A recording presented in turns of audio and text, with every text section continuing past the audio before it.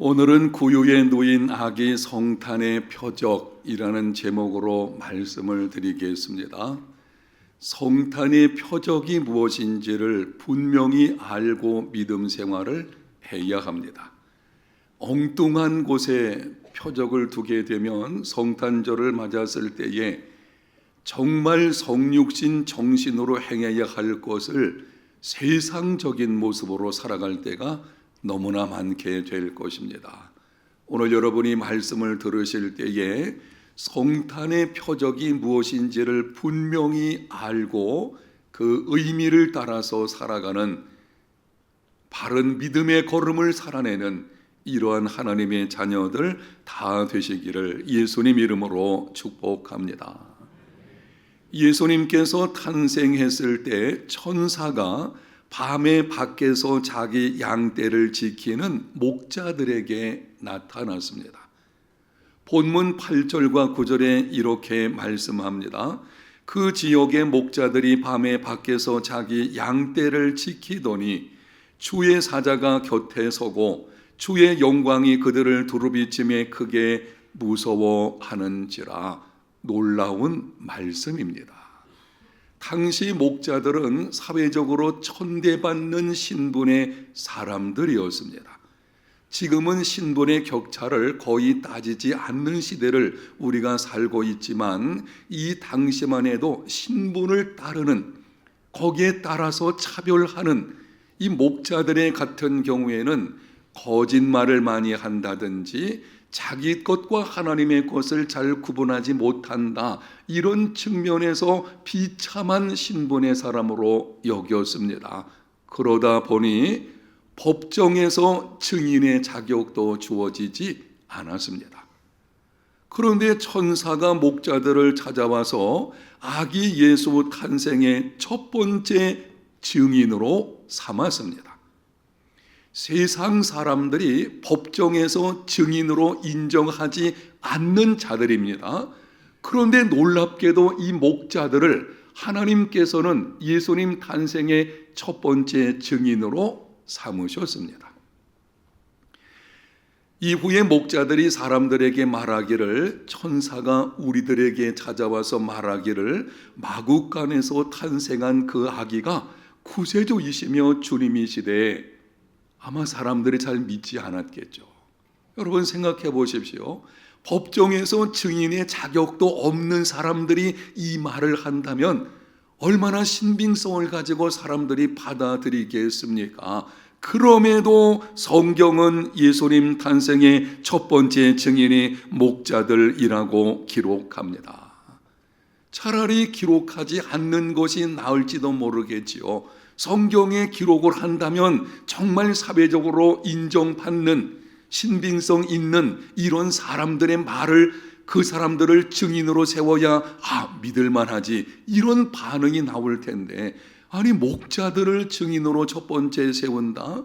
이거는 이해되기가 쉽지 않은 것입니다. 그런데 성경은 이 사실을 있는 그대로 기록합니다. 왜 그렇게 하는 것일까요? 사실이기 때문입니다. 마국간에서 태어나서 구유에 누인 아기가 구세주이시며 주님이시라는 것이 사실이며, 또한 목자들을 첫 번째 증인으로 삼으셨다는 그것도 사실이기 때문입니다. 성경은 사람들의 이해를 구하기 전에 사실을 기록한 책입니다. 성경은 사람들에게 이해를 받게 하려고 억지로 만든 책이 아니에요. 있는 사건이 우리가 이해가 되지 않는다고 하여도 그대로 기록한 책이 바로 성경입니다. 이와 유사한 것이 예수님께서 부활하신 후에도 있었습니다. 예수님이 죽으시고 장사 지낸 바 되었다가 3일 만에 부활하셨습니다. 그 후에 부활의 몸을 첫 번째로 보여주신 것이 막달라 마리아입니다. 여러분이 알고 계시는 대로 그 당시 여자들은 법정에서 증인으로 인정받지를 못했습니다. 여자의 증언은 신빙성을 갖기 어렵다라고 하는 이런 사회적인 잘못된 편견이죠. 그게 있다 보니까는 여자들을 증인으로 세운다, 아니 어떤 사실을 실제 사건으로 인정받기 위해서 여자들을 증인으로 세운다? 이거는 있기가 어려운 것입니다. 그런데 성경의 복음서 기자들은 예수님의 부활의 첫 번째 증인으로 여자 막달라 마리아를 언급을 합니다. 왜 그렇게 하는 것이겠습니까? 사실이기 때문입니다. 예수님께서 죽으시고 3일 만에 부활하신 것이 실제적인 사건이고, 그리고 막달라 마리아에게 첫 번째 나타난 것도 사실이기 때문입니다. 성경은 역사적 사실을 기록한 책입니다. 누가복음은 누가가 기록을 했는데요, 이 누가복음의 내용이 오늘 본문에 포함되어 있습니다. 누가가 예수 그리스도의 복음에 관해서 기록을 하려고 할 때에 제일 먼저 누가복음 1장 1절에 이렇게 말을 합니다. 우리 중에 이루어진 사실에 대하여. 사실이라고 하는 말을 주목해 보십시오. 지금부터 내가 기록하고 있는 예수 그리스도와 관련된 모든 것들은 실제 사건이라는 것입니다. 그거는 무슨 어디서 들었던 것을 허황되게 만든 것이 아니고 역사적 사실을 기록한다고 하는 것입니다. 예수 그리스도의 탄생과 사역과 죽음과 부활과 승천 모두 역사적 사실입니다. 사랑하는 여러분, 예수님의 동정녀 탄생 역사적 사실입니다. 예수님께서 많은 이적과 기사를 행하신 것 역사적 사실입니다. 예수님께서 십자가에 죽으시고 3일 만에 부활하신 것 역사적 사건입니다. 예수님께서 승천하신 것 역사적인 실제 사건입니다. 그러므로 예수 그리스도만이 구세주이십니다. 성경은 어떤 신화를 기록한 것이 아닙니다.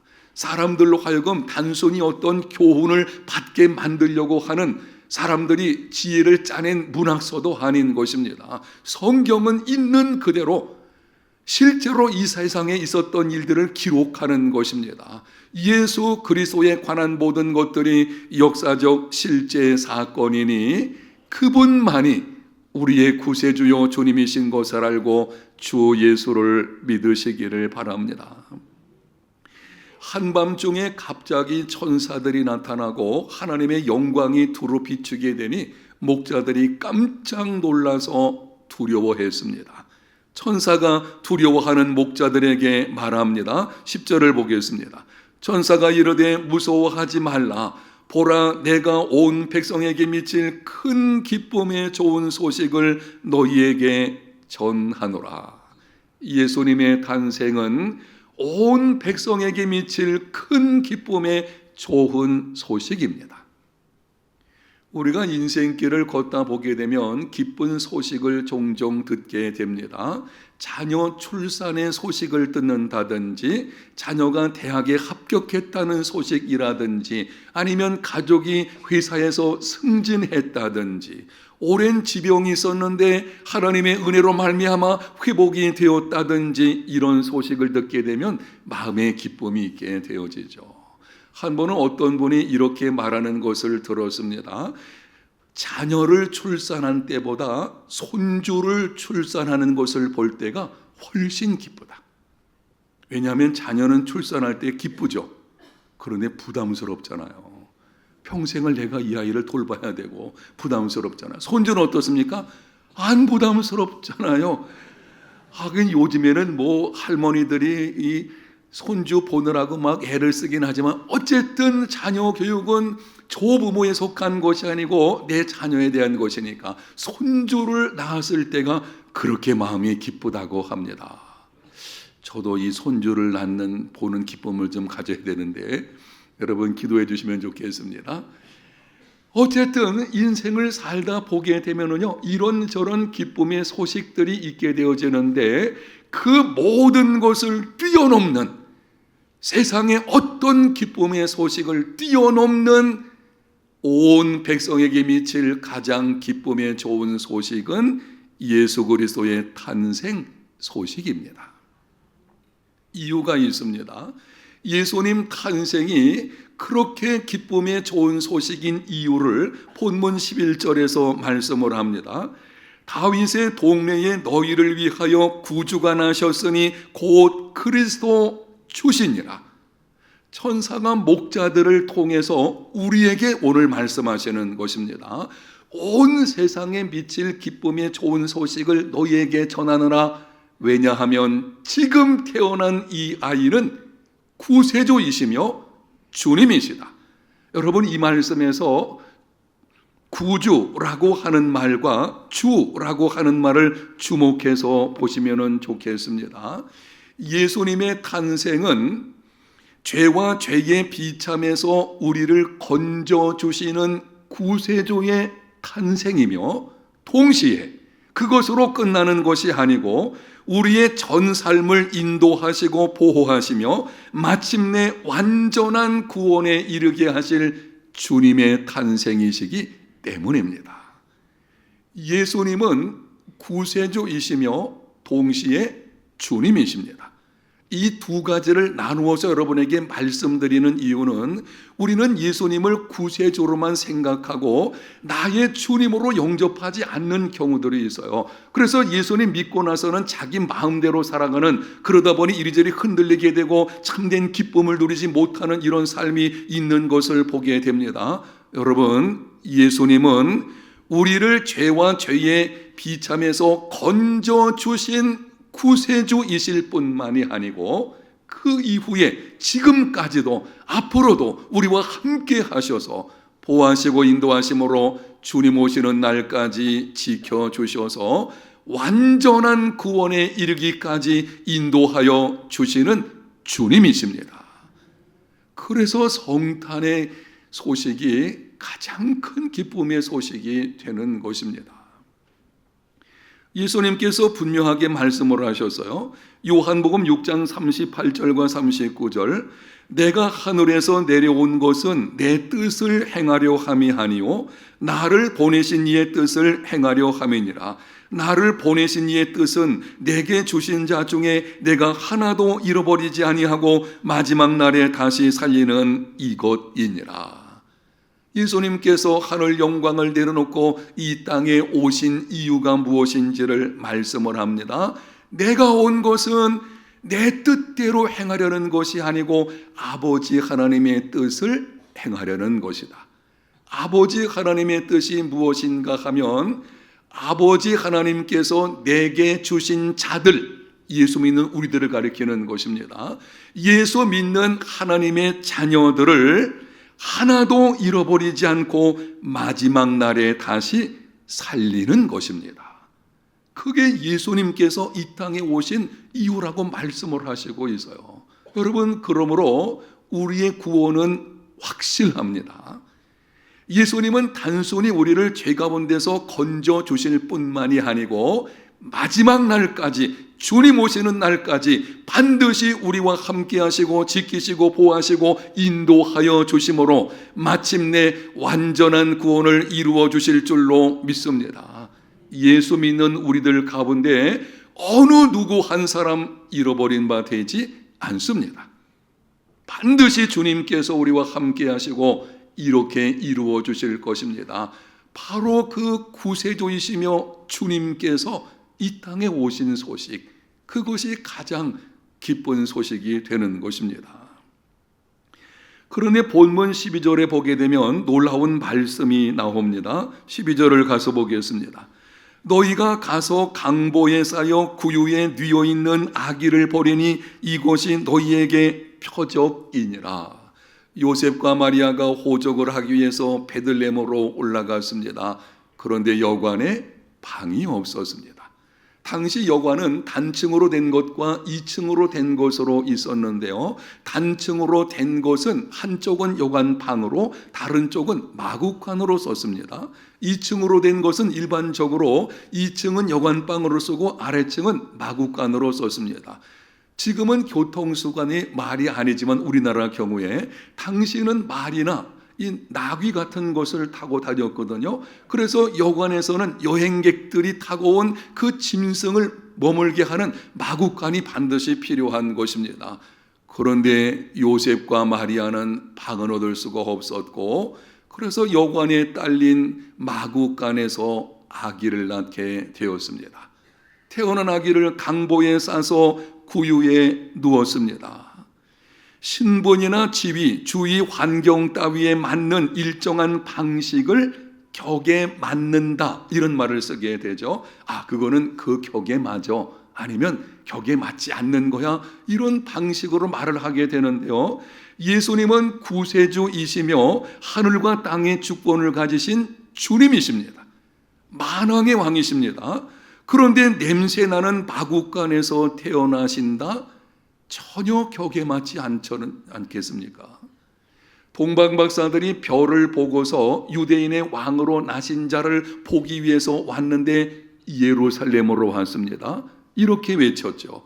유대인의 왕으로 나신 이가 어디 계시냐? 우리가 동방에서 그의 별을 보고 그에게 경배하러 왔노라 하니, 예수님은 베들레헴에서 탄생하셨습니다.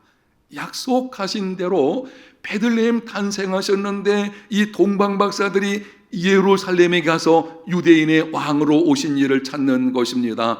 그들이 생각하기를 왕으로 태어나셨다면 적어도 왕궁이라든지 아니면 고귀한 신분을 가진 가문에서 나와야 되지 않겠나, 격을 생각하는 것이죠. 격에 맞는다면 적어도 그랬을 것이다. 그런데 예수님은 작은 동네 베들레헴에서, 그것도 냄새나는 마구간에서 탄생하셨습니다. 여러분, 더 놀라운 사실은 천사가 이렇게 말을 합니다. 강보에 쌓여 구유에 누인 아기가 표적이니라. 아니, 예수님 탄생, 구세주여 주님의 탄생의 표적이 무엇인가 하면, 강보에 쌓여서 구유에 누워있는 짐승의 먹이통 아니겠습니까? 여물통이죠. 그 비천하고 가난한 이런 모습, 그 자리에 오신 것이 표적이라고 하는 것입니다. 여기 표적이라는 말의 원래 뜻을 보게 되면 한 표적이 아니고 그 표적입니다. 그 표적, 이거는 하나라는 뜻이죠. 틀림없이 그 지경에 강보에 쌓여있는 아기들이 여럿이 있었을 것입니다. 그 당시에 예수님만 태어났겠어요? 그 지역에 넓게 본다면 이 집 저 집에서도 아기를 낳을 수가 있겠죠. 그래서 강보에 쌓아놨을 것입니다. 천사가 말을 합니다. 강보에 쌓여있는 아기가 아니라 강보에 쌓여서 구유에 놓인 그 아기, 한 사람을 가리키는 것입니다. 그 아기가 성탄의 표적이니라. 여러분, 세상에 우연은 없습니다. 참새 한 마리가 땅에 떨어지는 것도 하나님의 섭리 가운데 이루어진다고 하면, 구세주이시며 주님께서 이 땅에 오신다, 그리고 그분께서 특별한 이유를 가지고 마구간에서 태어나서 강보에 쌓여서 구유에 누인 바 되었고 그것을 표적이라고 천사가 말을 한다, 이거는 중요한 의미가 있다는 것이죠. 그 의미가 무엇인지 사도 바울이 고린도 교회에 보내는 서신에서 이렇게 말씀을 합니다. 고린도후서 8장 9절, 영상에 있는 말씀을 같이 한번 읽겠습니다. 우리 주 예수 그리스도의 은혜를 너희가 알거니와 부요하신 이로서 너희를 위하여 가난하게 되심은 그의 가난함으로 말미암아 너희를 부요하게 하려 하심이라. 이 말씀은 세 가지로 나누어져 있습니다. 예수 그리스도는 부유하신 분이시다. 예수 그리스도는 가난하게 되셨다. 세 번째, 왜 그렇게 되셨나? 우리를 부유하게 하기 위해서 그분께서 가난하게 되었다는 것입니다. 예수님은 근본 하나님의 본체이십니다. 아버지 하나님과 함께 천지 만물을 창조하신 하늘과 땅과 땅 아래 있는 모든 것들의 소유주이십니다. 보이는 세계와 보이지 않는 영적 세계가 있는데요, 예수님은 보이는 세계뿐만이 아니라 보이지 않는 영적 세계의 절대 주권을 가지신 부유하신 분이십니다. 그렇게 엄청난 부를 가지고 계신 분이 하늘 영광을 버리고 다 그 부를 내려놓고 가난한 자의 모습으로 낮고 천한 마을 구유에 탄생하시게 된 것입니다.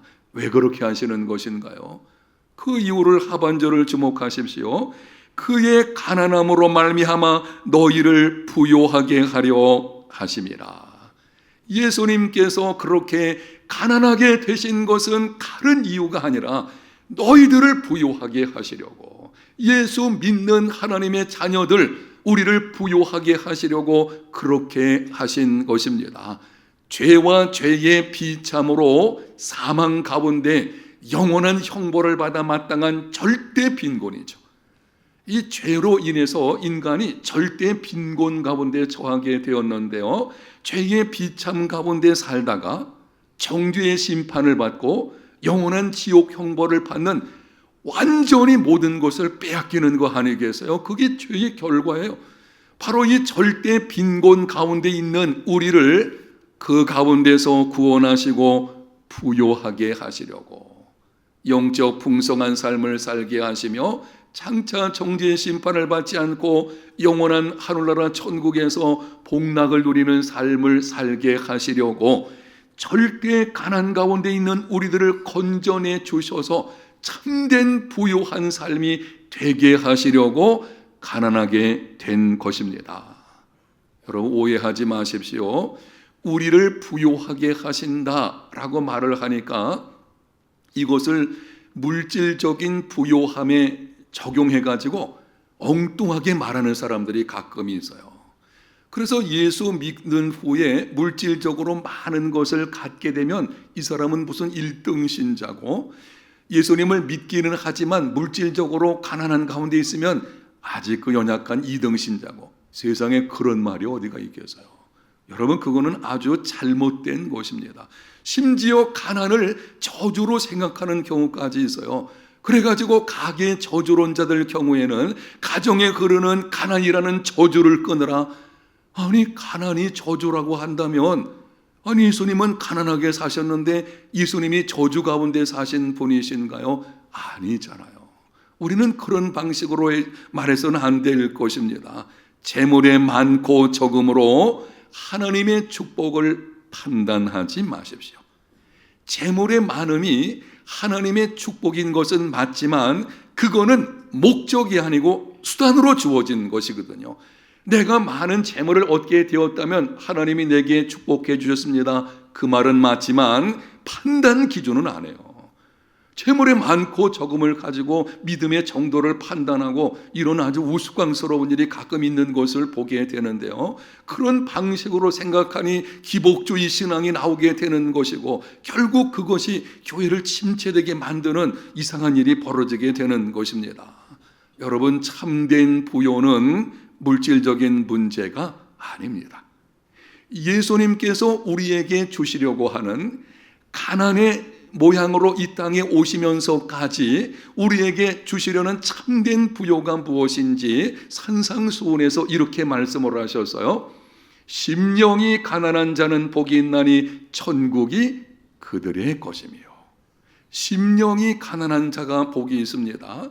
예수님께서 가난한 자로 이 땅에 오셨기 때문에 심령이 가난한 자만이 천국을 얻을 수가 있어요. 그 심령이 가난한 자가 얻게 되는 천국, 하나님 나라를 가리키는 것입니다. 하나님의 나라, 천국을 소유하고 누리는 자가 참된 부요한 자인 줄로 믿습니다. 이거는 재물의 많고 적음의 문제가 아니에요. 하나님의 나라를 소유한다, 그게 참된 부요를 소유하게 되는 것이고요. 하나님 나라가 어떤 것입니까? 로마서 14장 17절, 하나님 나라는 먹는 것과 마시는 것이 아니요 오직 성령 안에 있는 의와 평강과 희락이니라. 하나님 나라는 먹고 마시는 것, 물질적인 문제가 아니라는 것입니다. 그럼 무엇인가요?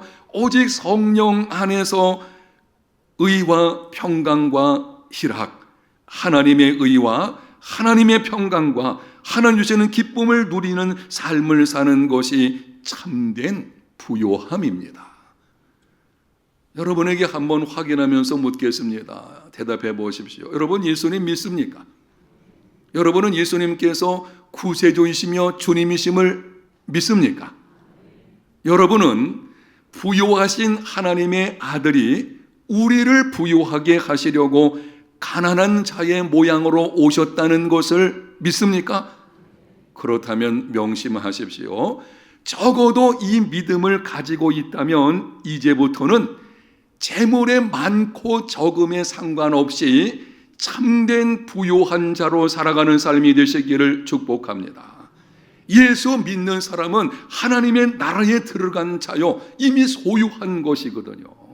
하나님의 나라가 우리 안에 있다는 것입니다. 하나님의 나라가 무엇인가요? 오직 성령 안에서 의와 평강과 희락을 누리는 삶이고, 저와 여러분이 이 땅에서 어떤 모습으로 있든지 이 하나님 나라의 참된 부요함을 누리며 살아가는 삶이 되시기를 축복합니다. 그것이 성탄의 표적이 구유에 누인 악임을 아는 사람의 삶의 모습입니다. 사도 바울은 이렇게 표현을 했습니다. 고린도후서 6장 10절, 근심하는 자 같으나 항상 기뻐하고 가난한 자 같으나 많은 사람을 부요하게 하고 아무것도 없는 자 같으나 모든 것을 가진 자로다. 아멘. 근심하는 자 같은데 하나님의 기쁨이 그 속에 있어요. 오직 성령 안에서 세상이 빼앗아갈 수 없는 기쁨이 그 안에 넘치는 것을 보게 됩니다. 가난한 자 같으나 많은 사람을 부요하게 합니다. 아니, 가진 것이 별로 없어가지고 어떤 영향력이 없는 것 같은데 오히려 그 사람이 세상의 기준으로 본다면은 정말 그 사람은 아무것도 아닌 것 같은데 그 사람이 많은 사람의 인생을 부요하게 하는 것입니다. 우리 주변에 그런 사람이 있잖아요. 재물이 많아서 그런 거 아니거든요. 비록 가난한 가운데 있어도 정말 다른 사람에게 선한 영향력을 끼쳐가지고 그 사람의 인생을 부요하게 만드는 사람들이 있죠. 아무것도 없이 핍절한 모습으로 살 것 같은데 오히려 모든 것을 가진 사람처럼 마음에 여유가 있는 사람, 이 사람이 진정 부요한 자이고 예수 믿는 우리들의 모습이 이러해야 합니다. 여러분, 이 진정한 참된 부요를 잃어버리지 않는 삶이 되시기를 축복합니다.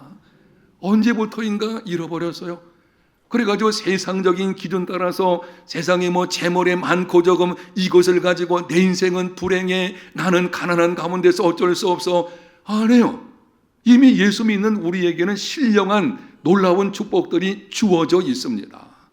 여러분이 베드로서를 읽어보게 되면 베드로가 이렇게 기록을 합니다. 신령한 은사와 복이 너에게 이미 주어졌다 그랬거든요. 이 놀라운 참된 영적 부유함이 우리에게 주어져 있다는 것을 알고 거기에 걸맞은 삶을 살아가는, 그게 성육신 정신으로 살아가는 것이고요. 그것이 예수님께서 우리를 위해서 가난하게 되신 목적을 이루는 삶을 살아내는 것입니다. 성탄의 표적은 크리스마스 트리도 아니고 산타클로스도 아닙니다. 우리는 성탄 그러면 퍼뜩 떠오르는 것이 뭐냐면 트리를 만들고, 트리 만드는 거 좋겠죠.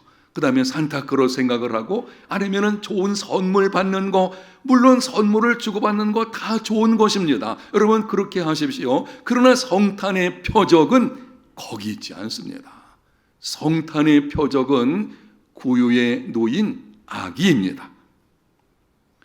예수님은 부요한 분이시지만 우리를 부요하게 하시려고 가난한 자의 모습으로 오셨습니다.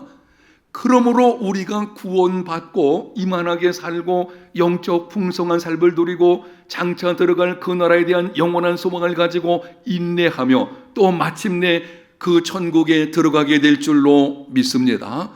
그렇다면 이 은혜를 한다면 우리도 예수님처럼 행하는 삶이 되어야 합니다. 예수님께서 우리를 부요하게 하시려고 가난 가운데 처해 계셨다면 우리도 다른 사람을 부요하게 만들려고 우리 자신과 우리의 것을 작은 것이라도 나누며 살아가는 삶이 되어야 합니다. 세상에는 세 종류의 부자가 있다고들 말을 하게 됩니다. 많이 벌어들이는 부자가 있고 끝까지 붙잡고 지키는 부자가 있고 쓰는 부자가 있습니다. 많은 것을 벌어들여서 쌓는 것을 가지고 기뻐하는 부자가 있죠.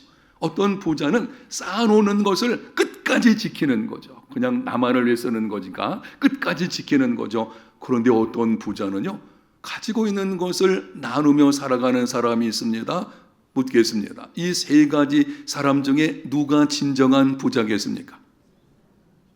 믿습니까? 분명하잖아요. 그럼 우리가 그 아는 대로 행해야 될 것입니다. 한번 따라 합시다. 내가 쓰는 것만큼 부자이다. 아멘. 지금 내가 가지고 있다 그래서 내 것이 아니거든요. 그렇다면 결론은 하나인 것입니다. 가지고 있는 걸 쓰는 만큼 내가 부자예요. 많은 것을 지금 소유하고 있다고 그게 부자가 아니고 내가 얼마나 쓰면서 나누면서 살아가느냐, 이게 나의 진정한 부를 여기서 결정하게 되는 것입니다. 그래서 어떤 사람은 이렇게 말을 하기도 했습니다.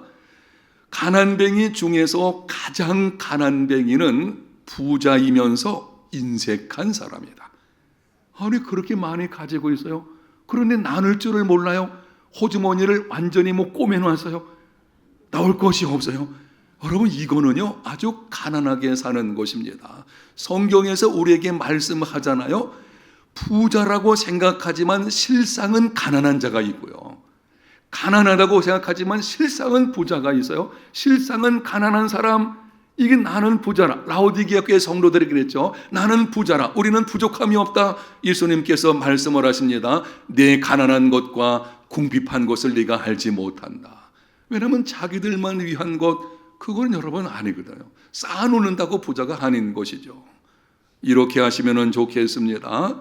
재물을 땅에 쌓아두지 말고 하늘 창고에 쌓기를 힘쓰는 삶이 되시기를 축복합니다. 제가 설교를 준비하면서 한번 머릿속으로 그려봤어요. 만약에 창고가 하늘나라에 내 이름으로 만들어진 것이 있다면 아마 추측하건대 우리 모두의 이름으로 하늘나라에 창고가 있지 않겠나 싶은 생각이 드는데요. 그 창고가 있다면 여러분, 거기 얼마나 쌓아놓으셨습니까? 나만을 위해 쓴 거는요, 거기 쌓아놓은 거 없습니다. 내가 이 땅에서 많은 것을 얻어가지고 움켜쥐고 있는 것, 그거 거기 쌓이지 않습니다. 그럼 하나님이 기억하시는 재물이 되어야 쌓이는 것입니다. 하나님이 기억하시는 재물이 뭔지 잠언 기자가 이렇게 말을 합니다. 가난한 자를 불쌍히 여기는 것은 여호와께 구워드리는 것이니 그의 선행을 그에게 갚아주시리라. 가난한 사람을 불쌍히 여겨서 나누어 주는 것, 내가 가지고 있는 것, 그리고 나의 삶의 부분을 나누어 주는 것, 바로 그거는 하나님께 꾸인다, 이런 겁니다. 하나님께서 자신이 꾸임 받은 것처럼 여기신다는 것입니다. 그래서 하나님이 갚아주신다는 것이죠. 보물을 하늘에 쌓아놓으시기를 바랍니다. 작은 것이라도 가난한 사람, 소외된 사람, 환난과 역경 중에 있는 사람들에게 함께 나누며 살아가는, 이렇게 생각하시면 되겠습니다. 정말 예수님의 마음을 가지고 오늘 말씀드린 것처럼 이 성육신 정신을 가지고 다른 사람의 인생을 부하게 하기 위해서 낙심 가운데 있는 사람으로 하여금 희망을 갖게 하고 용기를 얻게 하고 그 사람이 정말 세상은 살만하구나 라고 하는 그 마음으로 일어설 수 있도록, 그게 부함으로 나가는 출발 아니겠어요? 그렇게 될 수 있도록 나의 것을 나누어 줄 때에 바로 그 나누는 것이 하늘 창고에 쌓이게 되어지는 것이고, 그것이 진정한 부자로 이 땅에 살아가는 것입니다. 성탄의 표적은 구유에 놓인 아기입니다. 부유하신 자가 가난한 자의 모양으로 오신 성육신 정신으로 행하는 저와 여러분, 우리 모두가 다 되시기를 예수님 이름으로 축복합니다. 하나님 감사합니다. 오늘 말씀을 통해서 성육신 정신이 무엇인지, 성탄의 표적이 어떤 것인지를 듣게 하셨사오니 들은 말씀대로 순종하여 살아가는 중에 하나님의 기쁨 되어지는 우리 모든 성도들 다 되게 하여 주옵소서. 은혜를 감사하는 마음으로 정성껏 준비한 헌금을 드립니다. 받으시고 경제적으로 면에서도 필요한 것을 채워주시고 주께서 함께 해주심으로 말미암아 들어오는 것이 많게 하시고 쌓여지게 하시며 누리게 하시고 그 이상으로 이웃과 나누며 살아가는 참된 부자로 사는 우리 모두의 삶이 되게 하여 주옵소서. 예수님 이름으로 기도합니다. 아멘.